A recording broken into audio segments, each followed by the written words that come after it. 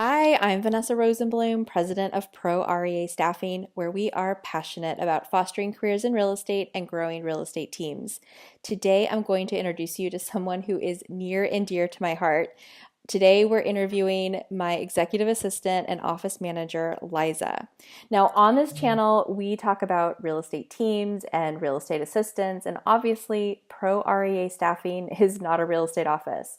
However, when it comes to truly world-class assistants, few people can hold a candle to Liza. And there are a lot of parallels between the structure and the functions of a real estate team and the structure of our search and placement firm. Now, Liza and I have worked together for, God, over 4.5 years now. And when she first started working with me, we worked in the same office in Hawaii. And today we are literally a half a world apart. I live in Spain, she lives in Hawaii, and the rest of our team is spread out across North and South America.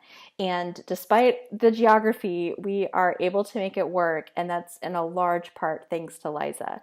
So I'm excited for all of you to meet her because I want her to share her approaches and her methods for keeping a busy, diverse, virtual team organized and systematized and focused on their most important tasks. Just like in a busy real estate office, Liza is the conductor who keeps the trains running on time, and our office cannot function for long without her. So if you're looking for insight into the daily life of a top performing executive assistant, and you're looking for some strategies that you can employ in your own office, whether it's virtual or a physical office, then this interview is for you. So let's dig in. Hi, Liza. Thanks for joining me today. How are you doing? Hi, Vanessa. Thank you. I'm well. Thanks for having me. Sure thing. So before we dig into what you do on our team, why don't you tell everyone just a little bit about your background? What did you do before you joined R.E.A Staffing? Definitely. Prior to joining Ferrari Staffing, I worked for Hyatt Hotels for 8 years. I actually started my career with Hyatt fresh out of college as a human resources corporate management trainee. During my tenure with Hyatt, I worked in human resources, catering for a brief stint, and then a latter part of my time with Hyatt, I was an executive assistant for a general manager.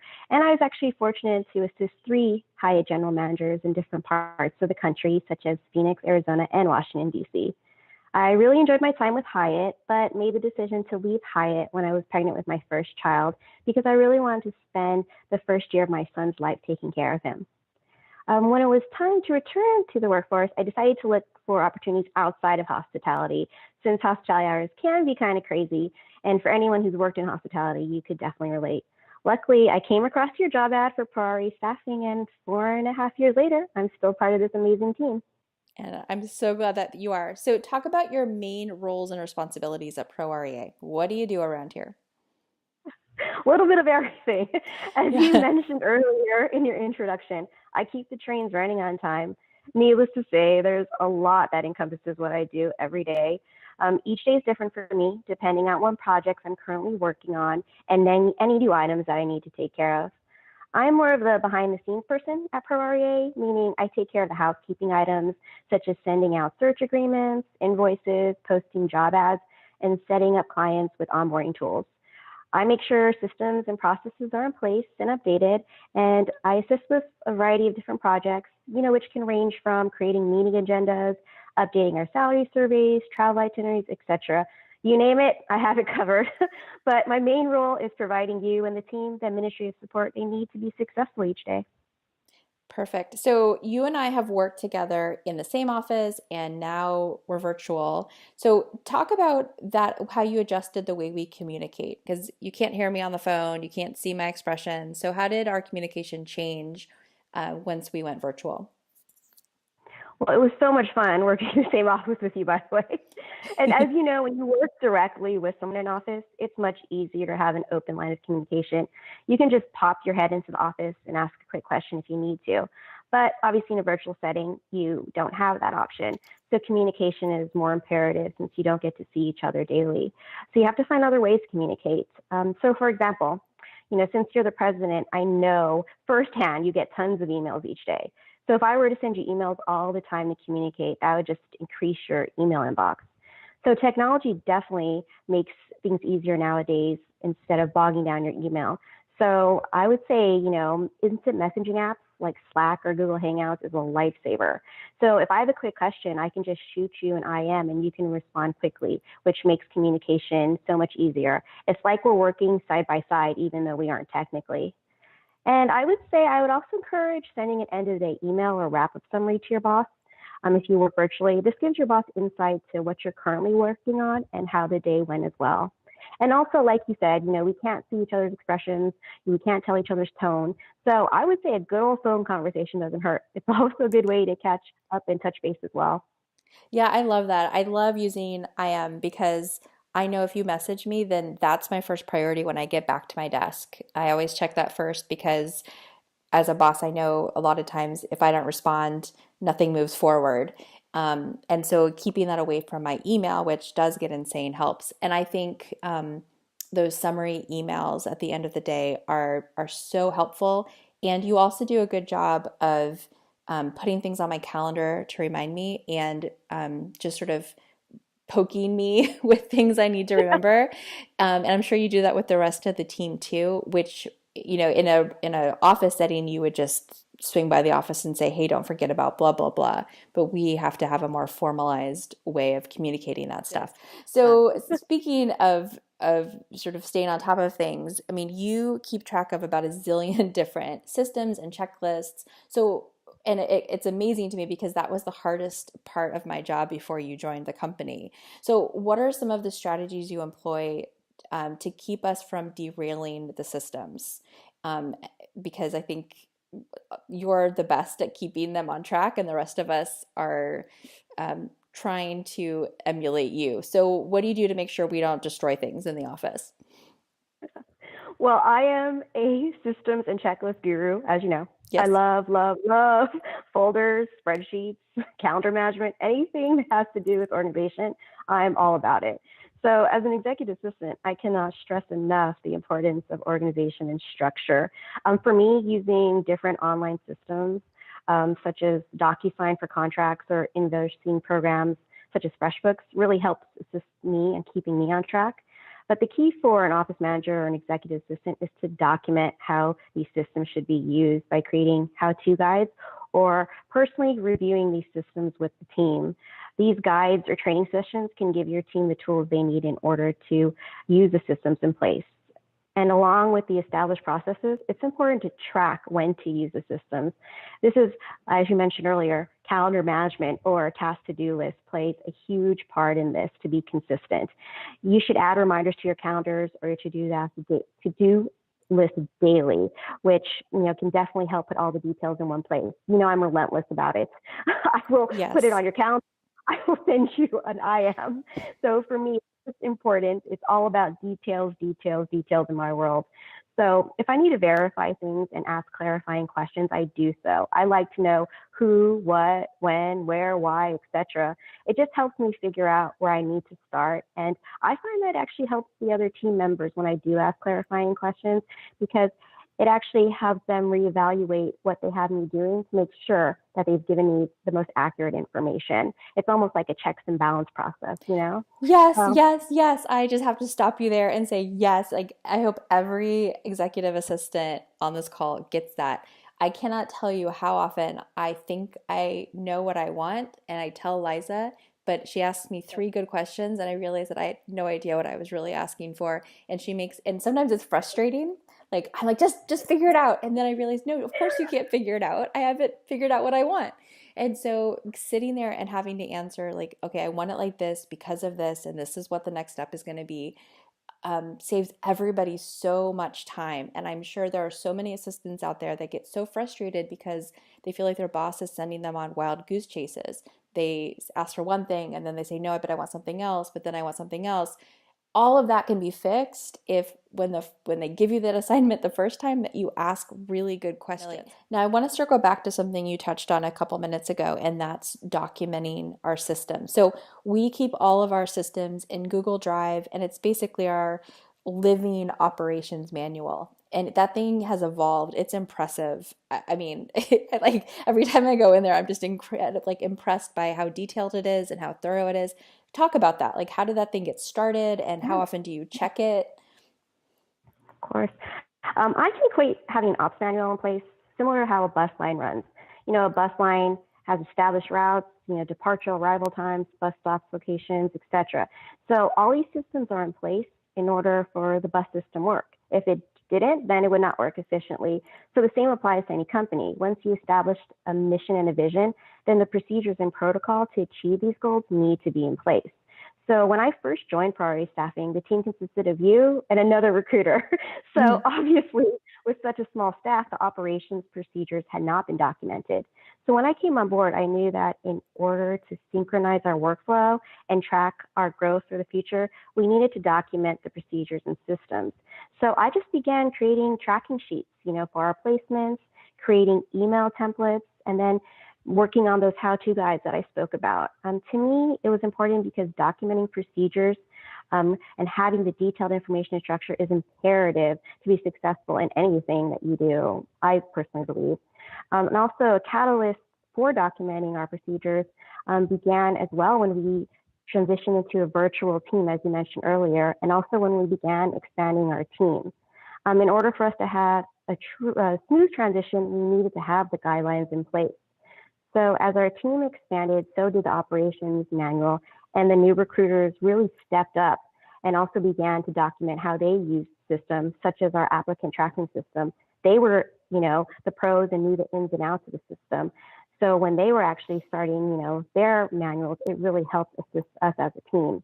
Even one of our recruiters, Sarah, she really stepped up to train new recruiters as the company grew, and she created onboarding checklists for our new team members as well.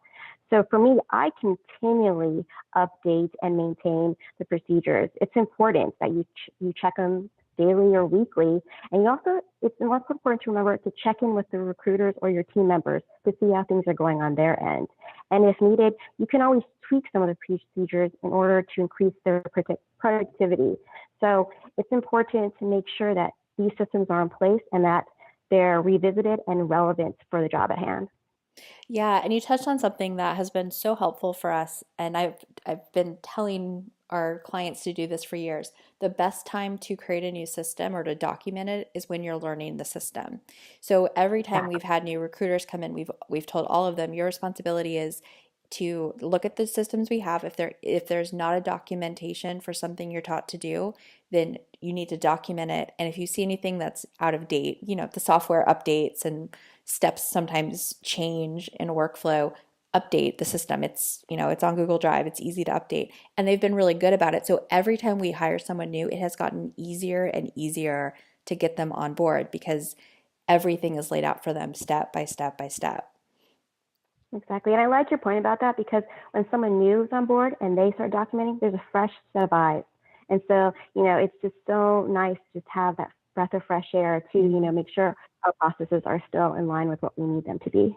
Yeah, I think it's hard for if you've been doing something for 5 years and then you're asked to sit and document it, it's just so second nature to you that you sort of naturally skip steps that someone who is new in the process would think were Exactly. important to mention. So I think that's really helpful.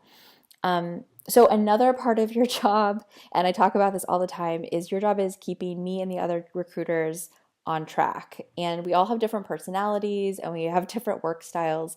So what is your advice to other EAs who support multiple people who have different work styles? How do you kind of manage that? I mean, it's one thing to have to deal with one personality. It's another when you've got 3 or 4 different people who are going in different directions and need different things in different ways. How do you handle that? That's a great question. Over the years, I have worked in a lot of different office environments, and to be honest, some of those have been more challenging than others. I learned that you truly need a servant's heart as an executive assistant. Assisting others isn't just a job duty. You must really have a passion to help your team succeed, and no matter the task, big or small. When working with different personalities and work styles, you just have to remember the bigger picture and begin with the end in mind. Every company has its goals. So at the end of the day, we have to work together in order to reach these goals. You wear many hats. You're essentially the peacemaker, the problem solver, the teacher. And I can just go on and on about the Hmm. different hats you wear. But in order to keep people on track, sometimes hand holding is involved. And sometimes people have a harder time adjusting to systems that are rolled out. So you just have to remember to be an effective listener when dealing with your team members, not just hearing what they're saying, but actually actively taking into account the reasoning behind their thoughts. You have to just be more empathetic. It really does give you insight into their communication and work style. From that, you can take a better approach to communicate with your team. For instance, if you know a team member gets overwhelmed getting multiple emails addressing items that need follow-up, maybe just hop on a call with them and review the list directly. Just hearing a voice on the other end, especially when you work virtually, sometimes makes your day easier. And then also, if you know a team member is a visual person, make sure to include some screenshots when sending an email so that he or she can see what you're referencing, which will allow them to better understand what you're trying to communicate. And one of the most important hats I feel I wear is a team cheerleader. I Hmm. found that gratitude and recognition are so important. And you can do this by highlighting the accomplishments of your team members and appreciating their contributions. This really does create an inclusive office culture if you do so. Yeah, I think that's so true. And I think like your servant's heart shows up even when you're holding us accountable. And I really appreciate that because, and I'm admittedly the worst about this. There's something I need to get done or approve or whatever, and then I get busy and you have to ask me multiple times. And I never feel like there's this, oh, Vanessa, seriously. And you might feel like that on your end, but I'm not getting that on my end. And I appreciate that because I feel like you've got my back.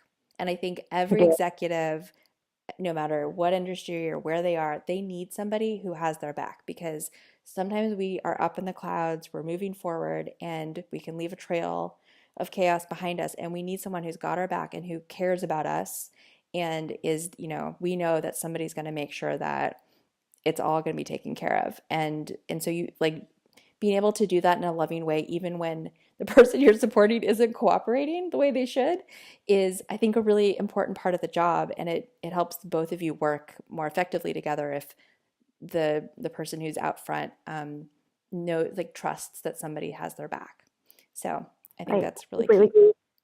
Yeah, when you say someone is your right hand, your assistant, it truly is. It is an extension of you. They represent you. And so for me, it's more of like, a caretaking role. I'm like mama hen. Like I want to Mhm. make sure you're okay, the team's okay. So I'll always have your back. Thank No you. I matter wish I could give you a hug all the way from halfway around the world. what. Um, Virtual hug. Yeah. So moving on, let's see. So one of the biggest complaints that I hear from clients when they call and they're looking for help with their search is that they want someone who is proactive and they want someone who is out in front. And that's a lot easier said than done. But you seem to have a good handle on this. So how do you help an assistant who's feeling like they're reactive to everything that's going on and help them get ahead of the curve and feel more proactive in their role? Well, definitely staying two steps ahead is the name of the game. You definitely have to anticipate needs. In my experience, admins don't need to be told what to do. They take the initiative and get things done. I take the baton and run with it, so to speak. So for me, three things I think that really stand out would be to be observant, resilient, and engaged. For example, I am constantly observing the calendar to see what's going on each day and in the near future.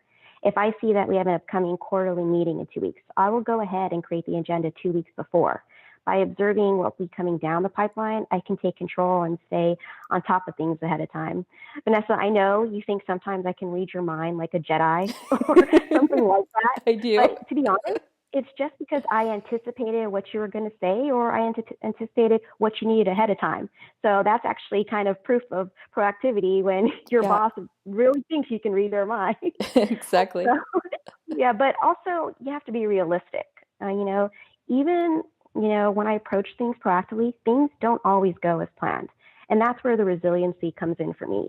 It can be discouraging when I have a plan in place that doesn't work out, but I can't let that deter me from continuing to be proactive. I have to take accountability, learn from the experience, and approach things from a positive and optimistic mindset. You definitely have to be confident in your choices when you make a proactive decision. And for me, that goes hand in hand with being engaged. You have to be invested in your role and passionate about what you do. It's easy to be proactive on a daily basis if you are. So it's for me, a form of self-motivation, just that added boost you need when taking initiative, because sometimes you have to ask yourself, why am I doing this? Then what more can I do to be proactive? And sometimes you have to take risks, right? Sometimes you just have to make a decision and based on all the information that you have. And I mean, our philosophy, and you know this, is I'd rather that you ask for forgiveness than permission because I just want people to move forward. But that may not be true for every boss. And obviously, we've built trust over the years. But depending on the relationship an EA has with their boss, I mean, I think a lot of times they just want, the executive just wants someone else to make the decision. Like, just move forward, like, just push things forward. If it's not exactly perfect, we can adjust course. It's okay. Um, but yeah, like, I think just looking at what needs to be done and taking action is such a relief for an executive, just knowing someone else is there to do that. Okay, so one Okay. final question before we wrap up. So, how do you maintain consistency even when things get busy? I'm always amazed that no matter how busy you are, things that are supposed to happen on a Tuesday always happen on Tuesday. And, the end of the month report always happens no matter what else is going on. How in the world do you make sure that you keep us consistent even when your day is maxed out? Well, that's a great question as well. For me, being transparent and keeping the lines of communication open and honest is of the utmost importance. That in mind, I am in constant communication with the team to ensure that things are taken care of in a timely manner. And you know me, I'm always sending reminders and asking for the status of certain things. And I'll be the first to admit that I can be so annoying. I can be a pit bull with my constant reminders and follow-ups. But I think it's important to be consistent. Consistency is the key. It's my job to make sure the ball is not dropped. And when it is, it's a reflection on a lack of communication or follow through on my end at times. So I have to make sure that things are consistent. And also, getting the team on board also helps. And I think a weekly team meeting is essential. At Pro RE Staffing, we have a weekly conference call on Google Hangouts. And I think it's important that you meet with your team from an executive assistant standpoint, because then you know what's going on and you can collaborate with your team. So for example, you can discuss how you want to streamline a process, or you can have a discussion to create a sounding board for new ideas, which is a great way to get everyone moving in the same direction. It gets the creative juices flowing, and then by doing so, you build that camaraderie and that trust amongst the team. So that way, that also builds a consistency. And between you and me, we have tons of laughs on the conference call. Laughter is contagious with our group. So Yeah. having that interaction definitely makes, work more enjoyable, but it also helps me make sure things are, on track. And I think, to be honest, the biggest success as an executive assistant that I have is due to the team we work with and the contributions they make on a daily basis. Vanessa, you put together a team of highly motivated and dedicated, like-minded individuals. So with that in mind, you give the team the direction they need and we can just run with it. So at the end of the day, my role, in the most part, is being like their compass. They're on their own voyages, but if needed, I'm there to guide them and assist them with information. Fantastic. Well, we love you and couldn't do what we do without you. So thank you. And for everyone listening, if you would like to hear more interviews with top performing assistants, make sure to check out the videos that I will add to the end card of this video, or just go to the real estate assistant and job seeker video playlist on our channel website.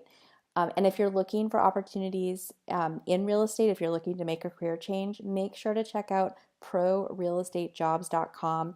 That is our real estate job board. We have thousands of real estate specific opportunities on there. And then finally, if you liked this interview, please give it a thumbs up and remember to subscribe so that you are the first to know when we post new interviews like this one. Thanks, and I'll see you on the next one.